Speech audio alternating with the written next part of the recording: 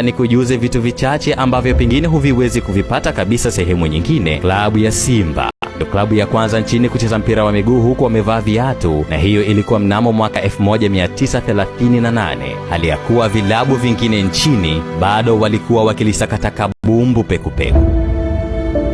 Pia klabu ya Simba ndiyo klabu ya kwanza kuvaa jezi rasmi kwenye mechi zao, na walifanya hivyo mnamo mwaka 1951. Ilipojiri mwaka 1960, klabu ya Simba ndiyo ilikuwa klabu ya kwanza nchini kupanda ndege, na walipanda ndege walipoalikwa kwenye sherehe za Mfalme Haile Selassie wa Ethiopia.